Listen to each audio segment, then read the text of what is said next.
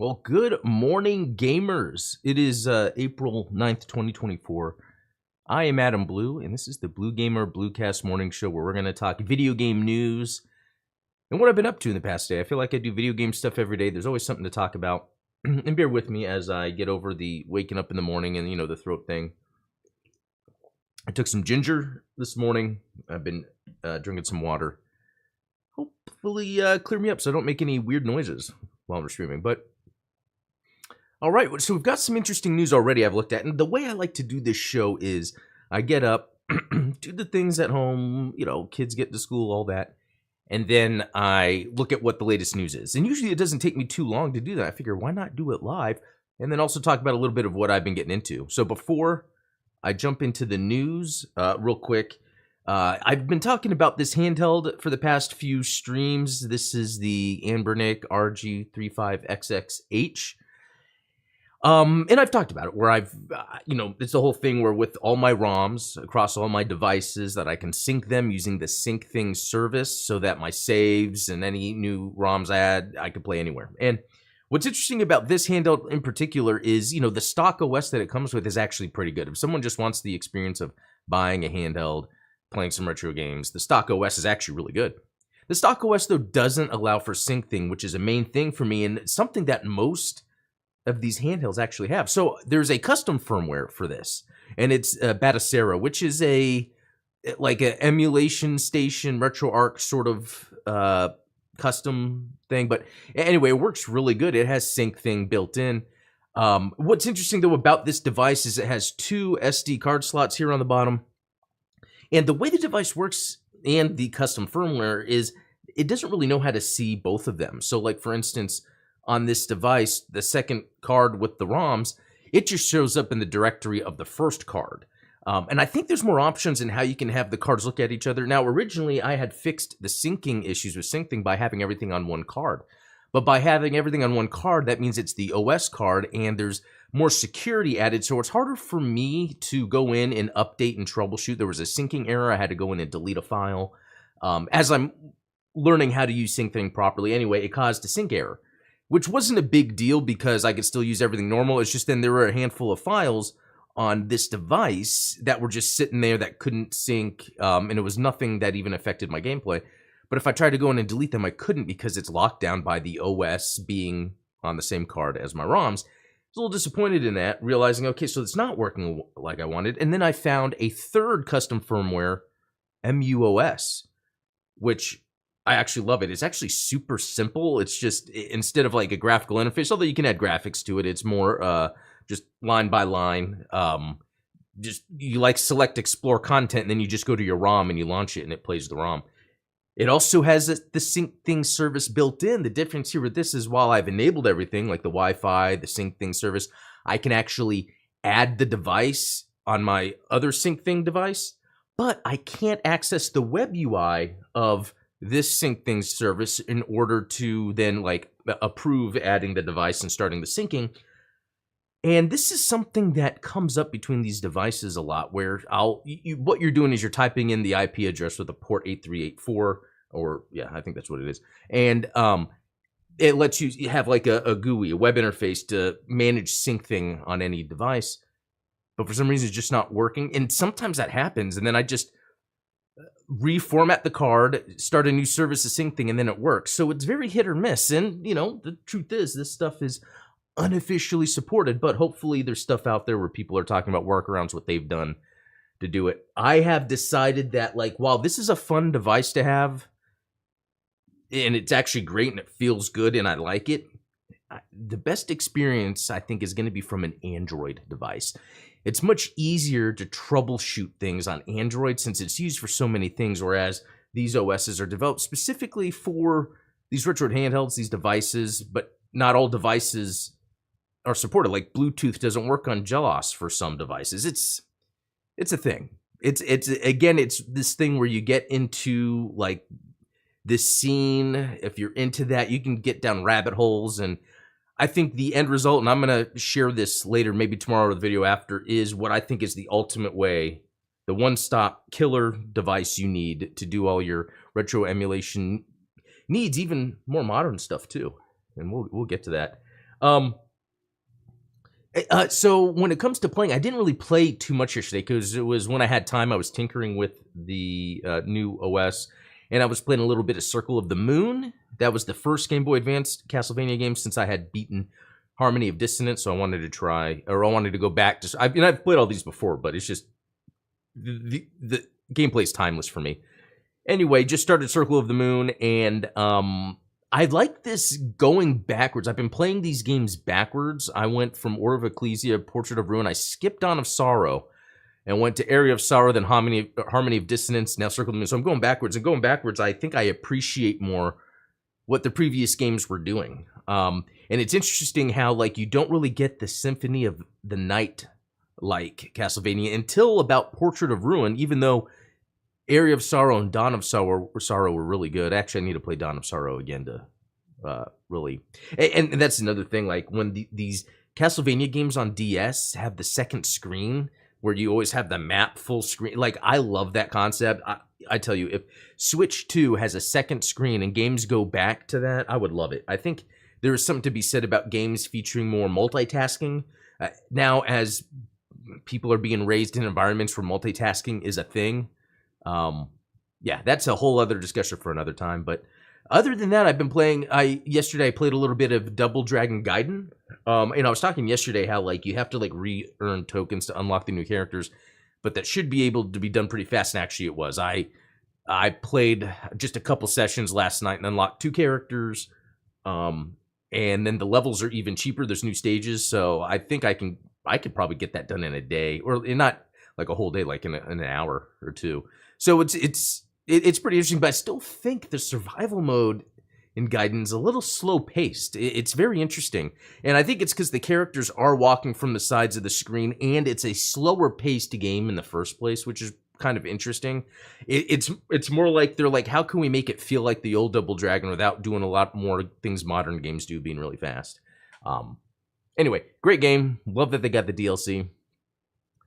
But that's it for what I've been doing. So let's jump into some news, shall we? Screen share. Let's see. Gearbox Publishing is now Art Games. Following the sale of Gearbox to Take-Two, Gearbox Publishing, which wasn't part of the sale, has rebranded. Okay, so interesting. It was interesting to see the games that Gearbox was publishing, like Homeworld and stuff, and I was a little disappointed because, like, Gearbox came out with Borderlands, and it was amazing, right? Well, I first know them from Opposing Force, right? It was the first Half-Life add-on, which was amazing. And these are Texas guys. So with Gearbox, there's some of that Texas game dev DNA from the 90s. But then what really did it for me was Aliens. They had Aliens, Colonial Marines. They had the IP from Sega. And they then used those funds to fund development of the next Borderlands title while making the Aliens game crap, and that caused a lot of issues. Like, that is so disappointing that we were about to get a really badass first-person shooter Aliens Colonial Marines game that I played through multiple times, disappointed each time. And I can't trust a company like Gearbox. And Randy Pitchford's the main guy there, and he's still there. And, he gets made fun of a lot in, the game industry circles. I don't really know him personally, so I can't really say, it's like I hate speaking bad about people I don't really know, but I do know that they misappropriated funds that they got from Sega and made a poor Aliens game, and I think that's enough to be a little disappointed in someone. It's kind of interesting to see this happen. So Gearbox is now a Take-Two. Eventually, they could dissolve the name Gearbox. They really could, especially with what's going on right now in the industry. How, like, even Bungie isn't safe. And then rebranding their publishing, that makes sense. Make it where, like, the publishing, this is just a publishing division. It doesn't really have to do with Gearbox anymore. So, interesting. Oh, they published the Remnant series, which is good. I appreciate that because, the Remnant series, looks like a AA game. But they play really well. And we always need those. Okay, let's look at some other news. Oh, Amazon's Fallout show has already been renewed for a second season. I haven't even seen it yet, but that's pretty cool. I guess it debuts this week. I might check it out. Okay, $70 games will go the way of the dodo, believes Saber CEO. Yeah, it's interesting to see how that will happen. See, I think 70 makes sense for these bigger companies that are, like an EA, Ubisoft, that are like, yeah, we have our AAA game right here. It's going to be 70. But like games in like, we're not even considering inflation, right? And games have been 70, 80, 90 in the 90s. So I feel like this is just a matter of, let's see what we can get away with. Obviously, most of these games have $100 special editions anyway people are buying, and I think that's more of what they're going to have to lean into. It's like, here's a base game, or here's a game with a bunch of content. I don't know. Like even lately, some of the games I've been buying, I'm not buying the special editions that come with extra content, and I don't feel like I'm losing out on anything. So right now, I don't feel like it's too bad of a practice. I feel like there's this issue with how much money publishers are expecting to make versus how much they're paying for a game, and I think we're kind of learning all this right now, and it looks like budgets. Well, and I think the 70 is arbitrary. That's the thing. It's like the 70 doesn't really matter. It really depends on a lot of different factors. So anyway, photo of NetEase and Blizzard CEOs sparks speculation of China reunion. Okay, I don't know too much about that, but oh well. Anything else? There's something that I grabbed that I'll get to. If I might not see it in here, I don't know. Yeah, a new South Park game came out, which is interesting. I didn't, that show was still on, but I never really know how popular it actually is. Some more stuff on the charts. Xbox is moving full speed ahead on next generation console. So Xbox President Sarah Bond, in an email sent to Xbox employees obtained by Windows Central, revealed the team is moving full speed ahead on the next generation Xbox console. It's been nearly 6 months since we came together as an organization. Our collective achievements in that time frame are tremendous. Everyone should feel incredibly proud of what we've achieved and excited about the opportunities ahead, said Bond. We are moving full speed ahead on our next generation hardware, focused on delivering the biggest technological leap ever in a generation. Yeah, and we've talked about this before, but both Sony and Microsoft are saying this without using buzzwords, but like straight out just saying the next hardware is going to be super powerful. And I think that has to do with more, not that hardware is getting more powerful, but in terms of the technology being used is able to do more. I mean, it's just like when we talk about AI and how these AI things are kind of helping. It's like help supplement the work, not take over the work. I think we're going to see, and we already see that with like DLSS. There's a lot of stuff in video game hardware that's already using algorithms, to produce the output at desired results based on the settings. And I think we're just going to see more and more and more of that. It reminds me of like for the past, 5 to 10 years, maybe, how camera sensors on cell phones have really been software based. It's not really about the hardware making it the best looking lens. It's the software that can kind of fix pictures and make them look good. For the trained eye, they could see that and be like, yeah, there's a difference. But for the average person, so I really think we're going to see a lot of that. We're going to see the technology look good because of a lot of the software innovations. All right, Medieval for the PS1 might come to PlayStation Plus Classics. Great example of PlayStation being slow to get their classic library just available to anyone right now. It should already be that way. Let's see. Forza Motorsport Update 7 out now. Interesting. So an update. I haven't played this one.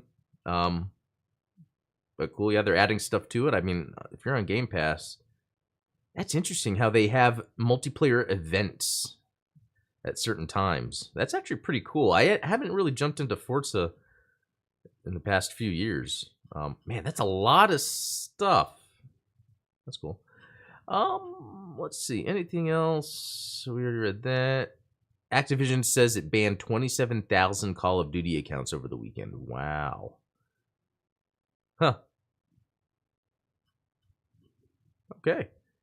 UK retailer game making layoffs. I guess that makes sense. Let's see. Disney adds Blizzard and Ubisoft veterans to its games leadership team, which is very interesting. You know, Disney made that comment, or Bob Iger, like, oh, kids are playing video games. We got to get into that. It's like, yeah, no crap. And there's been multiple times Disney has actually like cut their games divisions over the years. They've done it multiple times. And I guess they're trying to come back to it again. It's just the thing here is someone at the top is like, yeah, video games, but they're not like really looking into making sure they're hiring a Phil Spencer type. And that could be what they are doing here. So that's great. Star Trek Infinite shelved after 5 months. Wow. So it's a Paradox Interactive game, a grand strategy game. It won't receive any more updates.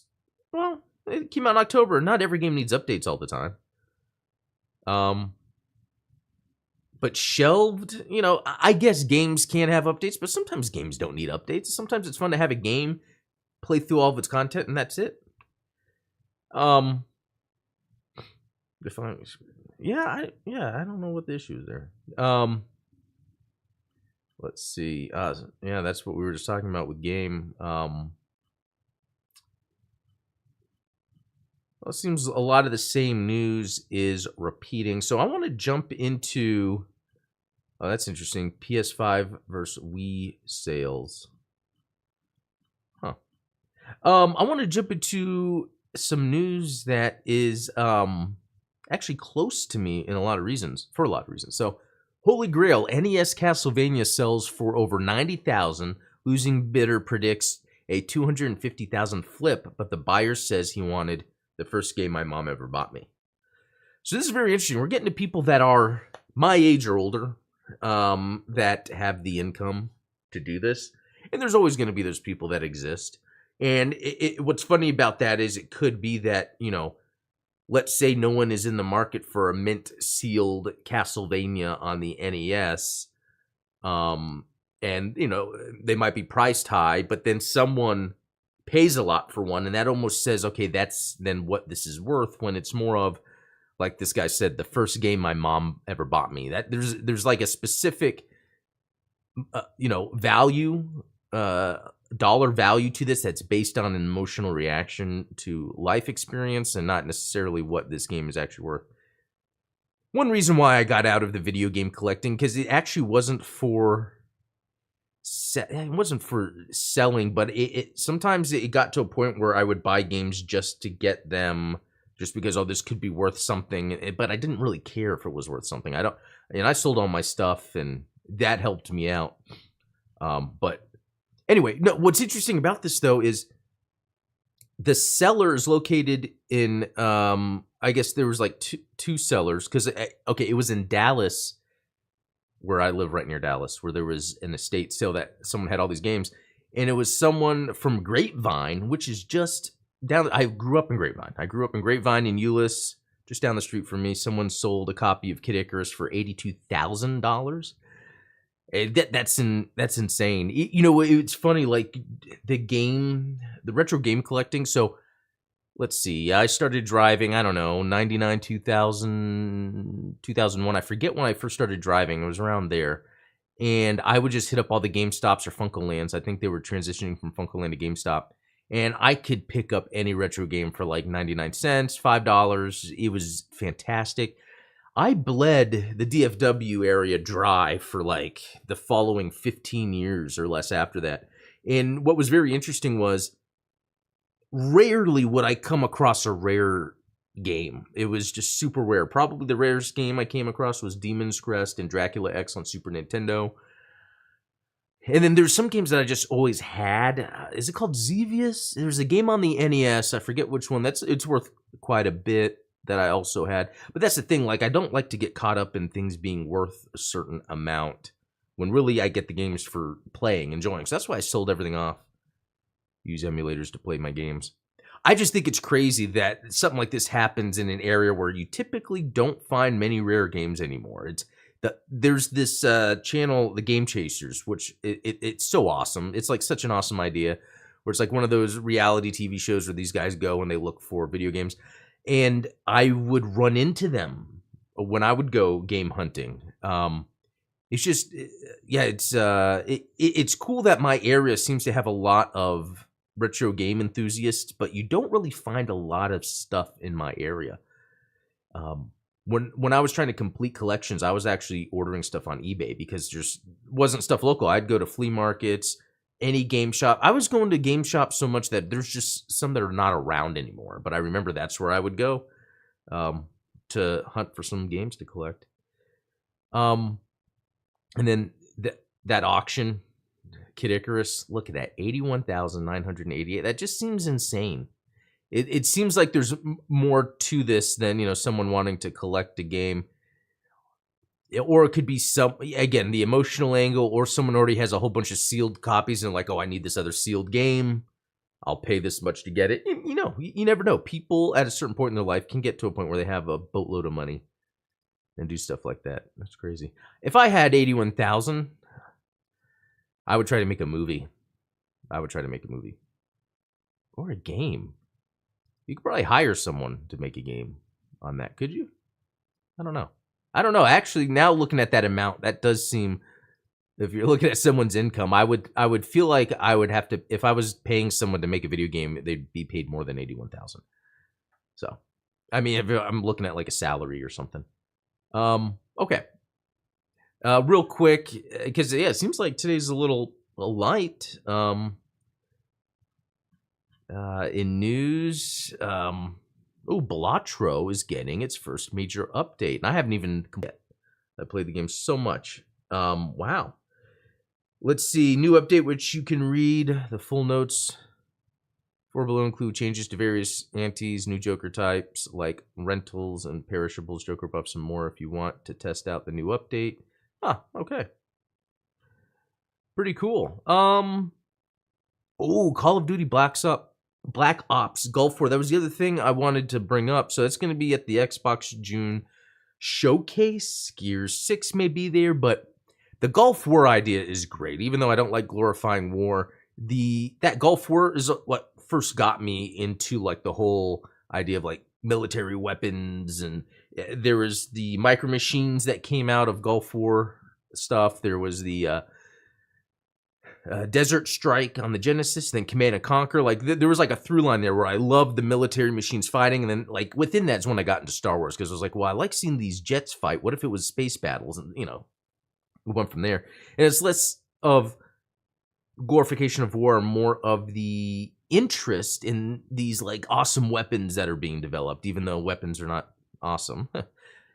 But anyway, Gulf War, great idea. I like the setting, you know, a little less sci-fi maybe.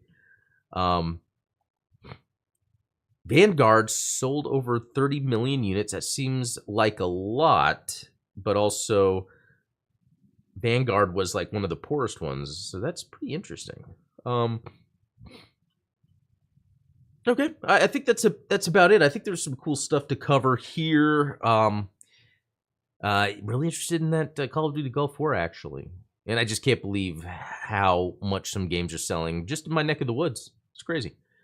Anyway, all thanks for those that joined today. Let me know if you have any thoughts below. And yeah, until tomorrow, have a good one.